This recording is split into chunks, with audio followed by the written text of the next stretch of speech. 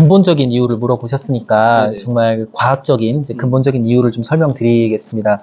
기후 변화가 진행되면 극단적인 기상 현상의 발생 빈도가 이제 늘어나는 네. 그 아주 근본적인 이유는 안정화되어 있던 거대하고 복잡한 지구 기후 시스템의 안정성이 깨지게 되면 기상 현상의 변동성이 극단적으로 커지기 때문입니다.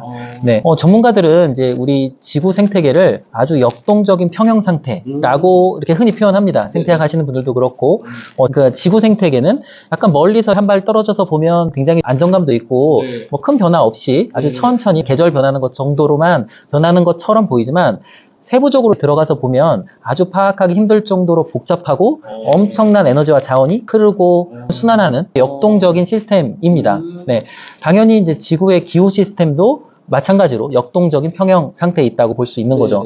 그래서 이제 특정 지역의 기후는 뭐 지형이라든지 일사량, 온도, 뭐 습도, 바람 이런 것 같은 이제 무생물적인 요소와 그 지역에 살고 있는 다양한 생명체들의 이제 복합적인 상호작용에 의한 결과물입니다. 그리고 이제 이렇게 기후가 결정이 되면 그 기후는 역동적인 평형 상태를 유지하면서 긴 시간 동안 변하지 않고 이제 항상성을 유지하게 되죠. 그래서 이제 역동적인 평형 상태를 유지하고 있는 이제 그런 시스템은 어느 정도 외부에서 이렇게 자극이 들어와도 이제 수용력이라는 게 있어서 일정 수준까지는 그 항상성이 깨지지 않습니다. 그래서 극단적인 기상 현상들이 일어나도 기후가 막 변화가 되거나 깨지거나 이제 그러지는 않아야 되는 게 정상인데 그 수용력을 넘어서는 자극이 주어지면 그러면 이제 평형이 깨지죠. 문제는 평형이 깨지는 게 문제이기도 하지만 그거보다는 이제 역동적인 평형 상태에 있는 이제 하나의 시스템의 평형이 깨지면 그 이후의 모습은 굉장히 극단적인 이제 모습을 보입니다. 제가 줄다리기로 이제 많이 예를 드는데 줄다리기가 처음에 시작하는 순간에는 굉장히 양옆에서 센 엄청난 그 역동적인 에너지가 들어가지만 대부분은 잠깐 멈춰 있지 않습니까? 그죠? 네, 멈춰 있죠. 이렇게 유지되는 것처럼 보이지 않습니까? 굉장히 역동적인 평형입니다.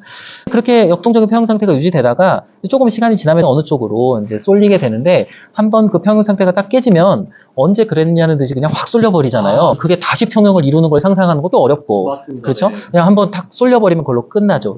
그게 역동적 평형 상태의 특징 중에 하나입니다. 그래서 좀처럼 정말 그 평형 상태를 깨트리지 않아야 되기도 하고 한번 깨트리면 다시 평형 상태가 유지되기도 어려운 거죠. 그래서 결과적으로는 수만 년, 수십만 년 동안 안정화되어 있었던 기후 상태를 산업화 이후 불과 100년, 200년 전입니다. 그때 인간이 과도한 이제 개입을 하기 시작하면서 평형 상태가 지금 깨지고 있는 거고 역동적인 평형 상태가 깨지면 과거에는 한 번도 경험해보지 못했었던 극단적인 이제 기상현상이 발생하고 있는 게 지금의 모습인 거죠. 그게 큰 첫 번째 이유고 이제 두 번째 이유는 지구라는 게 복잡한 하나의 시스템이라는 겁니다. 이렇게 쪼개져 있는 게 아니라 크게 보면 그냥 하나죠. 지구는 하나지 않습니까?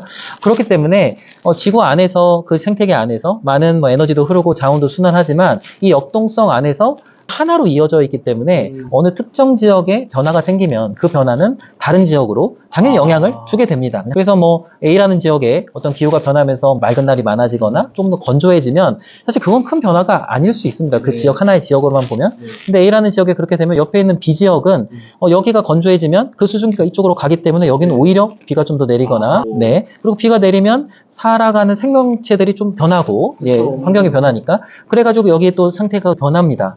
그 상태에서 또 옆에 있는 그 변화가 C에 영향을 주게 되고 C 지역이 D 지역으로 영향을 주고 이렇게 사실은 변화가 처음 시작은 작은 변화일 수 있지만 결과적으로는 지구가 하나다 이 인식을 하게 되면 전체적으로는 그냥 무한대로 이 변화가 펼쳐지는 그런 모습을 보이게 됩니다. 결과적으로는 작은 변화도 이제 지구 전체 큰 변화가 가능하게 되는 거죠. 이런 변화의 제일 큰 문제는 지구 시스템이 굉장히 복잡하기도 하면서 하나로 되어 있기 때문에 아주 긴 시간에 혹은 넓은 범위에서는 그래도 우리가 경향성을 확인할 수 있는데요. 문제는 우리는 뭐 지구에 살고 있지만 자기가 살고 있는 되게 특정한 아주 작은 지역, 어떤 특정 시점을 살고 있지 않습니까? 그러다 보니까 큰 범위가 아닌 되게 국지적인 차원에서의 변화는 예측이 되게 어렵습니다. 이 변화가 옆으로 어떻게 튈지, 그 변화가 또 옆으로 어떻게 튈지를 당장 예측할 건 되게 어려워요. 크게 보면야 알 수 있겠지만. 그래서 결과적으로는 우리가 살아가는 개인 혹은 특정 생명체 입장에서는 국지적인 지역에 살고 있으니까 이 변동성이 큰 위험으로 다가올 가능성이 높아지는 거죠.